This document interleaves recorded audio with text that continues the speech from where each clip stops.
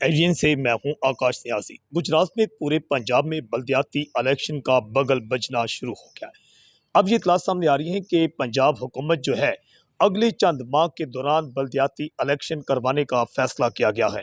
Budget پیش کیے جانے کے بعد مسلم لیگ نون کی حکومت چاہتی ہے کہ کسی نہ کسی صورت بلدیاتی الیکشن کروا لیے جائیں، جبکہ اس سے پہلے یہ اطلاع سامنے آ رہی تھی کہ سابقہ بلدیاتی سیٹ اپ بحال کیا جا رہا تھا، مگر اب یہ اطلاع سامنے آ رہی ہے کہ پرانا بلدیاتی سیٹ اپ جو ہے بحال کرنے کے لیے نئی آئینی ترامیم کرنا پڑنی تھی، اور جسے پنجاب اسمبلی سے بعد ازاں منظور بھی کروانا پڑتا تھا۔ مگر اب یہ اطلاع سامنے آ رہی ہے کہ پنجاب میں بلدیاتی الیکشن کے لیے بھرپور تیاریاں شروع کر دی گئی ہیں، جبکہ دوسری جانب گجرات میں پنجاب کی تمام یونین کونسلز کی آج سرے جو ہے حلقہ حد بندی کرنے کا فیصلہ بھی کیا گیا ہے، جس کے لیے کمیٹیاں بھی تشکیل دے دی گئی ہیں کہ ہر شہری اور جو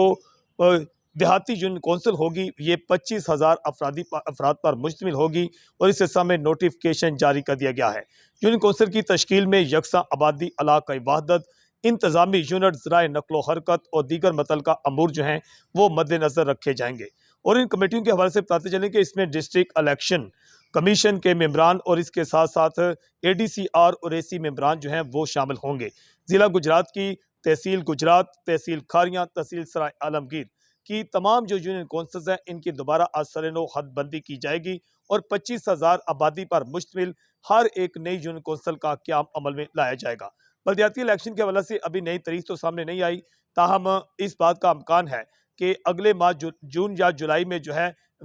اس ماہ یا اگلے ماہ جولائی میں اس بات کا حتمی اعلان بھی ہو سکتا ہے۔ ایچ ڈی این سے میں ہوں آکاش نیاز۔